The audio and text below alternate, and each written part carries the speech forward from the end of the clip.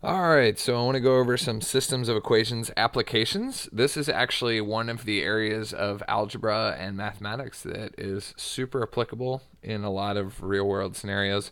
Some of these scenarios might feel a little far fetched for you, but that's okay. We're just trying to build the skills for you to be able to apply these to real world problems. All right, so number one here in 1 week, a music store sold 9 guitars for a total of $3,611.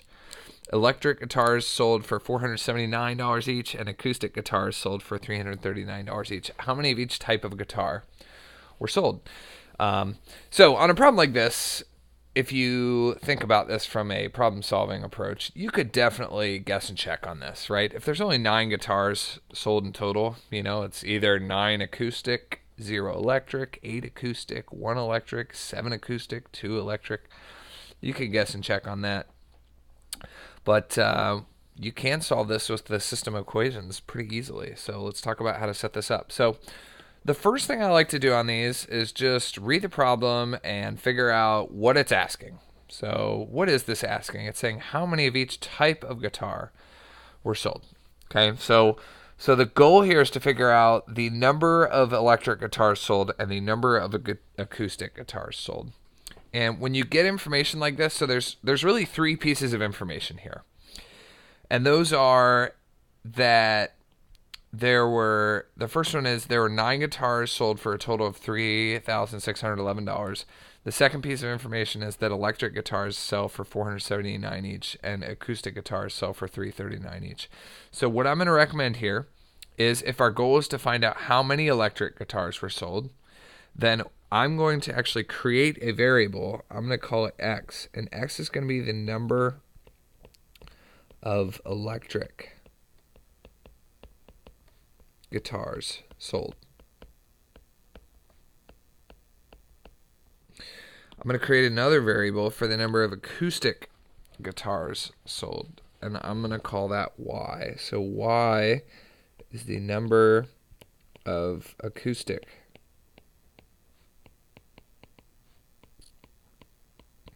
guitars sold.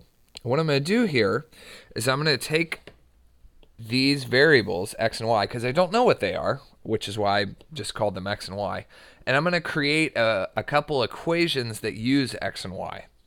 So what could we, based off of this paragraph here, what could we say about x and y? If x is the number of electric guitars sold and y is the number of acoustic guitars sold, I'm going to say that if you take x plus y,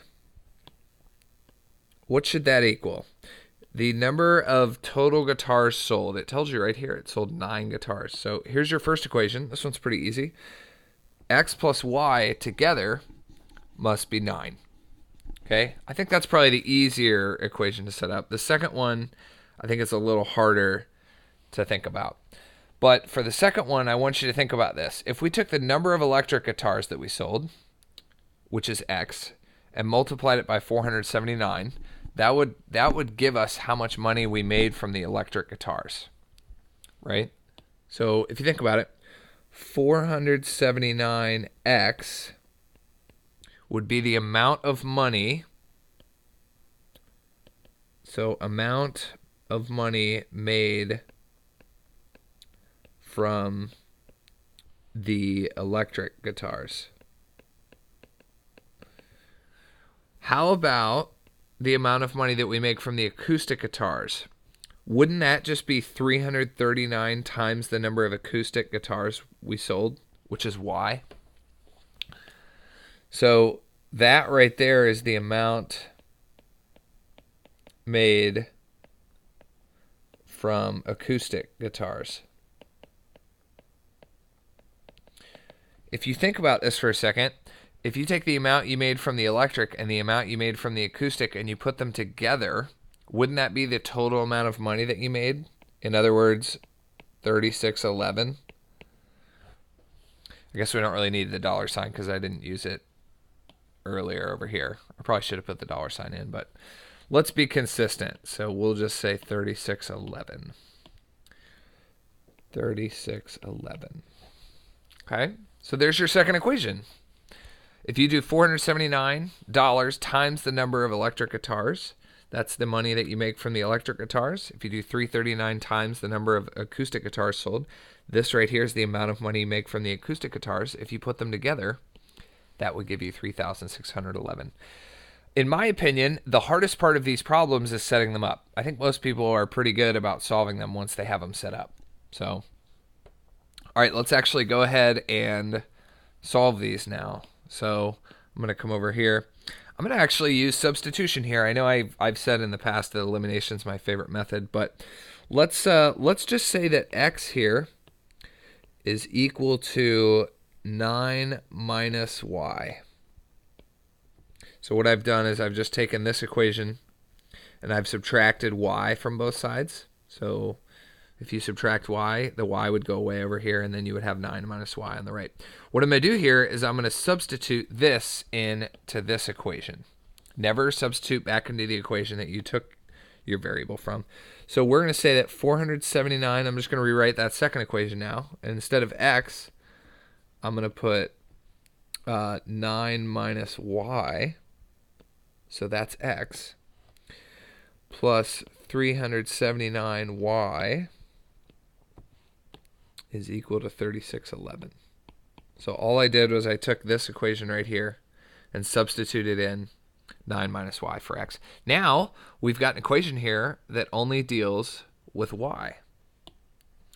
So let's solve. So 479 times 9, I'm going to need a calculator for that. That's 4311. So 4311 minus 479y. I don't know why, but I'm going to keep color coding the y's. Plus 379y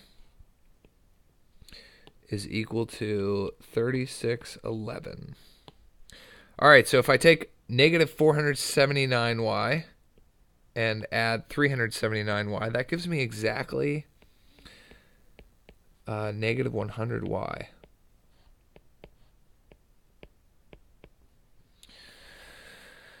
And then if we subtract 4311 from both sides, then we will get negative 700, I think. So negative 100y is equal to negative 700. So if you divide by negative 100 on both sides,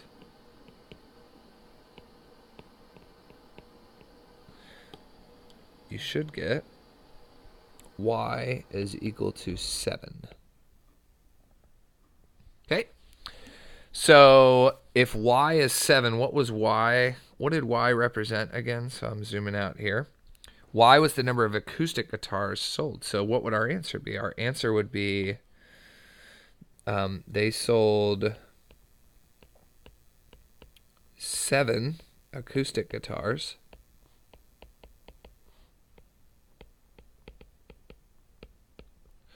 And if they sold 9 total, that would mean that they sold 2 electric guitars. What's cool about this is that if you want, you can go back and check your answer. I'm not going to here, but you can just plug in, 7 times 339 and then 2 times 479 and add them up. You should get 3611 when you do that. All right, let's look at another example. So a test has 20 questions worth 100 points. The test consists of true-false questions worth 3 points each and multiple choice questions worth 11 points each. That's kind of a weird point value. Whatever. How many multiple choice questions and true-false questions were on the test? So let's do something similar here. We're trying to figure out how many true-false questions there were and how many multiple choice questions there were. So why don't we take true-false questions, and we'll color code that. We'll say X is the number of true-false questions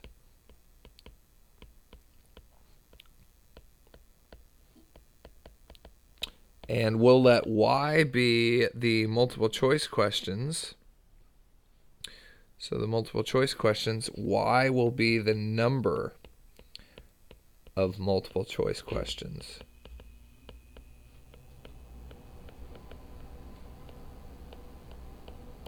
So now what I want to do is see if we can set up a couple equations that use x and y and then solve. So what could we do? So let's look at our information. A test has 20 questions. Oh, let's stop there. If x is the number of true-false questions and y is the number of multiple choice questions, wouldn't you have to add those together to get 20? So there's our first equation. If you take the number of true-false and the number of multiple choice and add them together, you should get 20.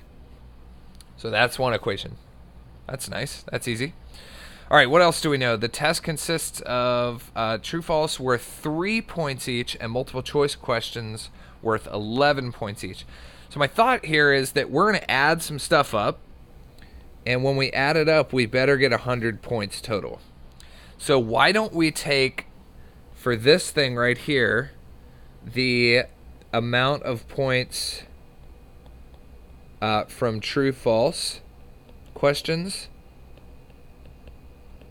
and for this spot right here, we'll do the amount of points from multiple choice.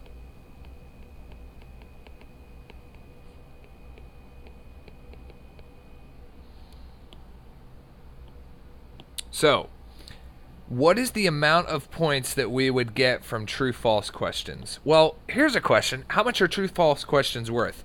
They're worth 3 points each. So if I had 4 true-false questions, I would have 12 points because you just do 4 times 3. What if I had 7 true-false questions? It'd be worth 21 points.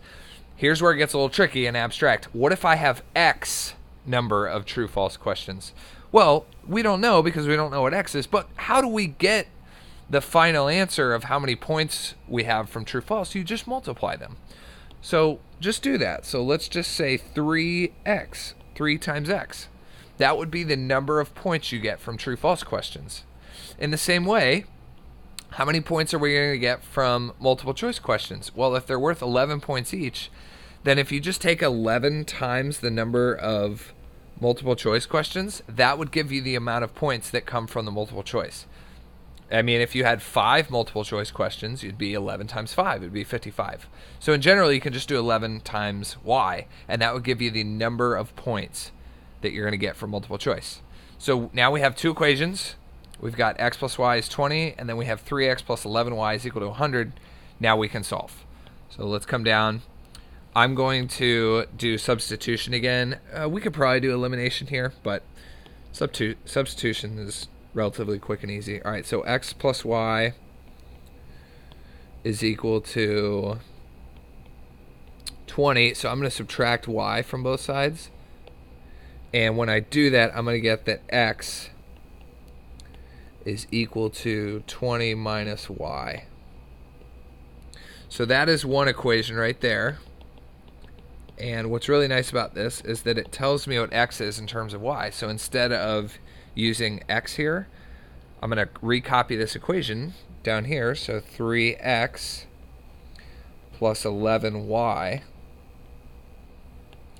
is equal to 100. And instead of putting in x, I'm going to actually substitute in 20 minus y, because I know that x is 20 minus y. I just don't know what x and y are. So let's do that. We'll put in 20 minus y. And from here, what do we have? We have 3 times 20 is 60 minus 3y plus 11y is equal to 100. So negative 3y plus 11y is 8y. And that's equal to 100. And if we subtract 60 from both sides, we should get 8y is, I keep forgetting to make the y green. 8y is 40. If you divide by 8 on both sides, you'll get that y is 5. Okay? So y is 5. What did y stand for again? Y was the number of multiple choice questions. So what is our final answer then? Our final answer is there were 5 multiple choice questions.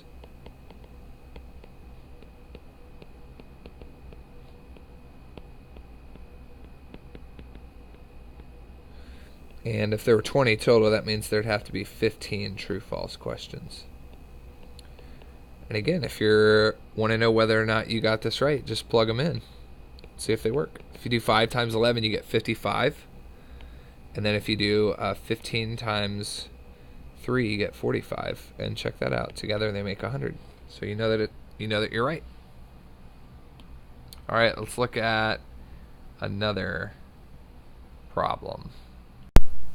Okay, so the sum of two numbers is 178. The difference between the numbers is 6, and I want you to find the two numbers. So let's let x be the first number, and let's let y be the second number. Second number. And let's see if we can write a couple equations that use x and y. So it says the sum of the two numbers is 178. So sum just means add them. So literally, if you just take x plus y, this is saying that should be 178. And then it's saying the difference between the numbers is 6. Difference is just subtraction. So we're going to do x minus y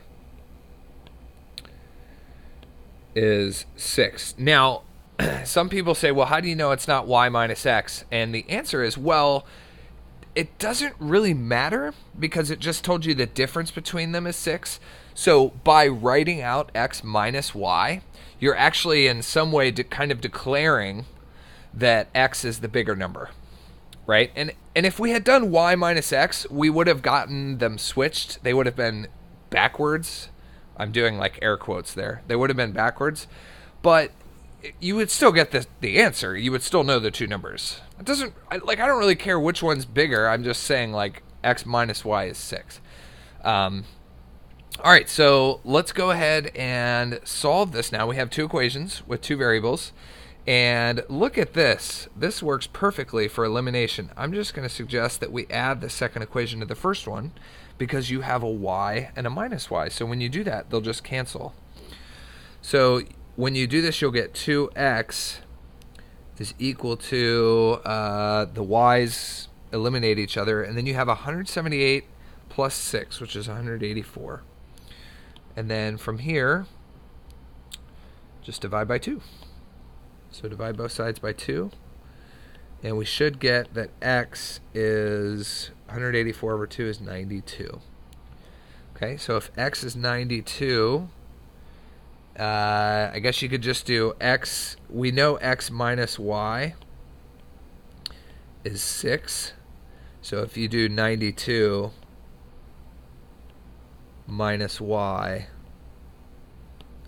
is 6, you'll be able to solve for y.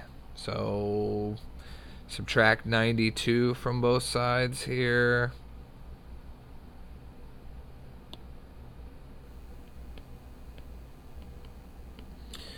And you'll get that negative y is equal to negative 86, which means y must be 86. Okay, so those are your two numbers. Let's look at one more example. Okay, so this one is pretty brutal. This one's tough, but this is a great example of a problem where you can just do systems of equations and solve it, really without having to put a whole lot of thought into the numbers, okay? I mean, setting it up is hard, but once you set it up, as long as you know how to solve systems of equations, it's real quick and easy.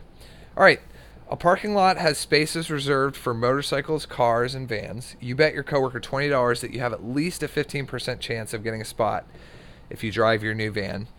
You know the following. Okay, so there are 5 more spaces reserved for vans than motorcycles. There are 3 times as many car spaces as van and motorcycle spaces combined, and the parking lot has a total of 180 spaces. And then the question is, who wins the money? Which is like, wait, what? Who wins the money? But if you go back and read, it says you bet your coworker $20 that you have at least a 15% chance of getting a spot if you drive your new van. So what is that really saying? It's saying that you think that the amount of van spaces makes up at least 15% of the parking lot. So that's what we really need to figure out is how many van spaces are there out of 180, and then is that more or less than 15%? And then we can figure out who wins. So, but since we're working on systems of equations here, there's a lot of information here. So let's try to comb through it and see if we can write some equations that involve the number of motorcycles, number of cars, and number of vans. So they've got spaces reserved for motorcycles, cars, and vans. Let's look at this information here. So there are 5 more spaces reserved for vans than motorcycles. So I'm going to say what we should probably do is say V is going to stand for the number of vans. And let's say that M is the number of motorcycles.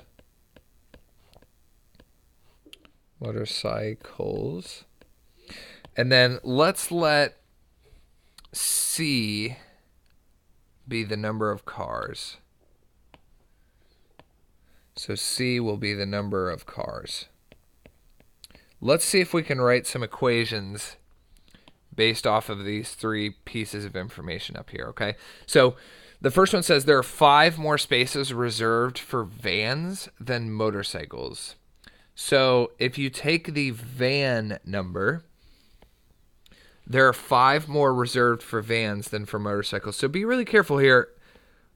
What this is saying is that V is equal to M plus 5.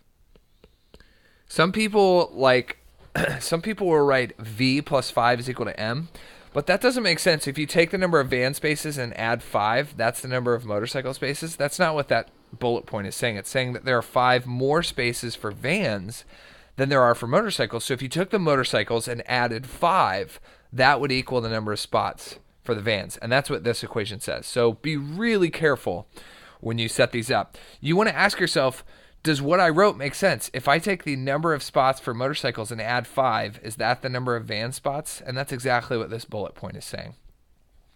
Okay, second bullet point.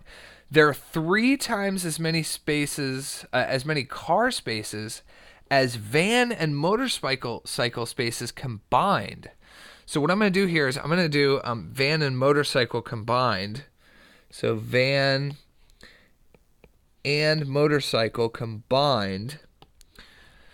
And it's saying there are 3 times as many car spaces as those combined. So if we took that and tripled it, that would be the number of car spaces available. So the number of car spaces available is 3 times the van and motorcycles combined. Okay, I just want to check this one more time, make sure I got it right. There are 3 times as many car spaces as van and motorcycle spaces combined. So if you take van and motorcycle, add them together and triple it, that's how many car spaces you have. So this is a good way of expressing that. Be really careful. Some people will say 3C is equal to V plus M. Don't do that. That's not what it's saying. Okay, last bullet point here. The parking lot has a total of 180 spaces. So I think it's fair to say that if we took the number of vans plus the number of motorcycles plus the number of cars, that we would interpret that all together those 3 things add up to 180. I think that's a reasonable interpretation for that last bullet point. Okay? And so now if you look at this, you've got 3 equations with 3 different variables. So you've got C, M, and V. And what's nice about this is that not all of the equations actually have all 3 variables. This one already has C. We've already gotten rid of C for this one. So this is really nice when we solve systems of equations with 3 variables. Hopefully you've watched that video or you know how to do it. Because what we're going to do now is we're just going to try to solve these and figure out what M, V, and C are.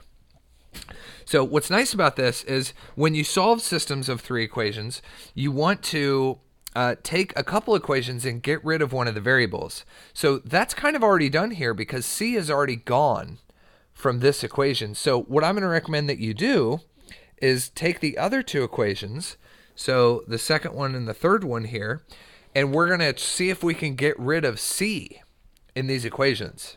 Okay? So probably the easiest way to do this, there are two ways you could do this. I'm going to recommend that you take both equations and write them in standard form. So standard form is kind of like this, where you have all the variables with whole numbers out in front of them, and then it's equal to some number. Okay, this one's already in standard form, but this one's not in standard form because you have C on the left and you have V and M on the right. So what I'm going to recommend that you do is go ahead and multiply this out. So you'll have 3V plus 3M if you distribute that 3 there. So if you take the 3 and multiply by the V and by the M. And what I'm going to recommend that we do here is that we subtract, I don't want to write that in green. I'm going to recommend that we subtract 3V and that we subtract 3M from both sides. And we'll just do it at the same time. So what we've got then for our second equation technically, so I'm going to number these equations. So this is equation 1, this is 2, this is 3. If we were going to rewrite equation 2, we could say that C minus 3V minus 3M is equal to 0. Okay? So what we're going to do now is we're going to take equation 2 and equation 3 and see if we can get rid of the variable C. That way we'll have two equations that only have V and M in them, and then we can solve from there. So, okay. Let's write these in order. So let's do C, then V, then M. So let's go ahead and take the order here of equation 2, and let's bring equation 3 down.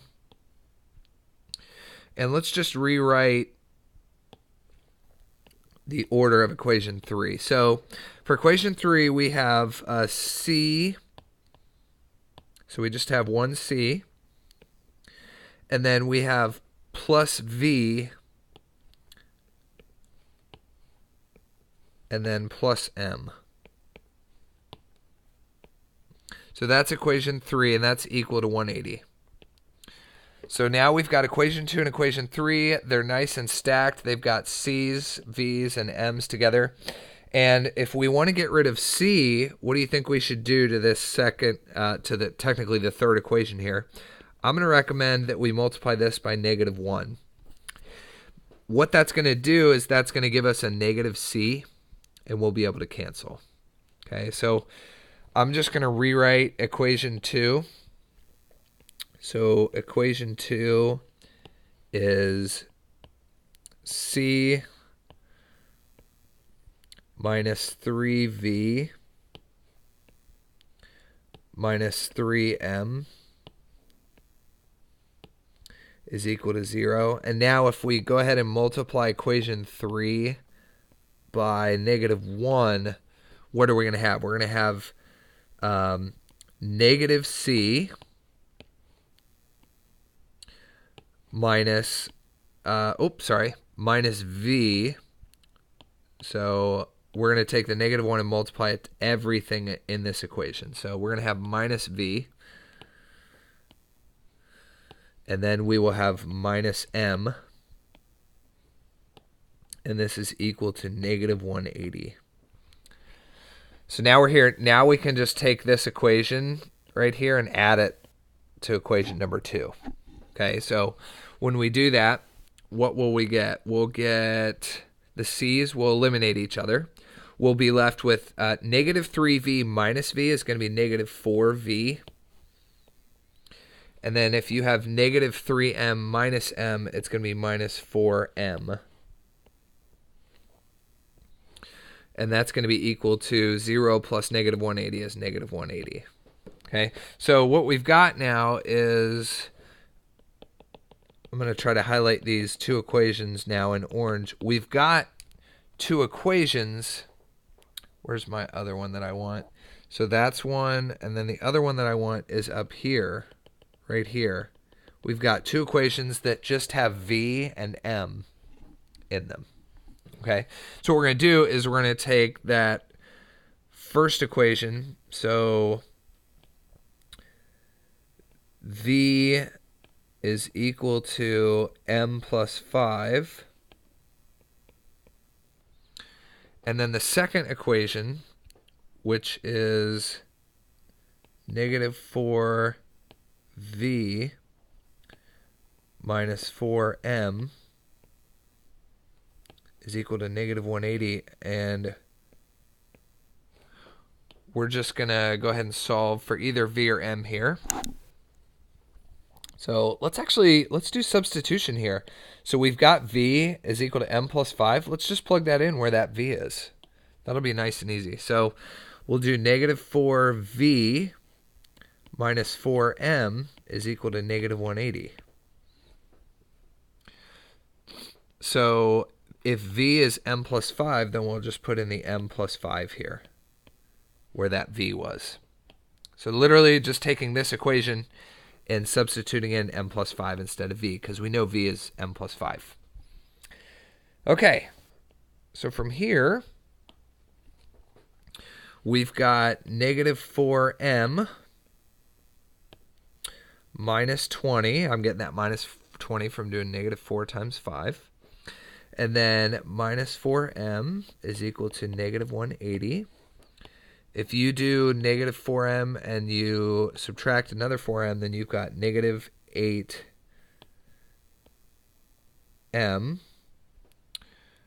minus 20 is equal to negative 180. And we'll just add 20 to both sides. And we'll get negative 8m is equal to negative 160. And then if we divide by negative 8 here, we'll get m is equal to 20. Awesome. So we're a third of the way there. Just kidding. We're way more than a third of the way there. We just only have one of our three answers. All right, if m is 20, I'm going to zoom way out here. Hopefully you have enough resolution where you can see what we've got. We've got m is 20. Okay, so if m is 20, then I'm going to say we know that v is m plus 5. So how do we feel about just saying that v must be 25, right? So if m is 20, v must be 25. And then what is c? Well, I guess there are several routes we could go with this. We could either take the second equation and solve for c, or the third equation and solve for c. I'm going to actually just take that third equation there. So I'm going to copy that. I'm just going to take that third equation and copy it down here. And I'm going to zoom in here so we can see a little better. So we know that v plus m plus c is 180, and we already know that m is 20 and v is 25. So let's do that. We know that v is 25. We know that m is 20. And we're just trying to find c. So c is, if we add c, we'll get 180 there. And actually, I don't think we even need to do this, because wasn't the question only about vans? Whatever. Either way, when you solve this out, you'll get c is equal to 180 minus 25 plus 20 is 45. So you'll get 135 for c there. And so what was the original question? So we now know how many motorcycles, vans, and cars we have. The original question was who wins the money. And so how did the money work? It said you bet your coworker $20 that you have at least a 15% chance of getting a spot if you drive your new van. So what we need to do is check and see, is the number of van spots at least 15% of all the parking spots? So there's 180 spaces. So all we're going to do here is come down and say, okay, if there's 25 vans, then if you take the number of vans divided by the total number of spots, that'll give you the percentage. So that is 25 over 180. And if you actually plug that in, grab a calculator here, so 25 out of 180, that works out to roughly 13.9%. Okay, so 13.9% means that if you bring a van, you'll have a 13.9. Well, let's see. Let's think about this. You have at least a 15% chance of getting a spot if you drive your new van. Okay, so I thought about this for a minute, and I really don't like the way that this question is worded. I think essentially what we really should say here when we wrote this question was that at least 15% of the spots are reserved for vans. I just don't like the way that this is worded. Look, if there's one van spot open, you'll get a van spot, right? So, anyway, if we assume that that's the interpretation of the question, then I would say that your friend would win the money because there's only a 13.9, only 13.9% of the spots are for vans. So we'll say your friend wins the money.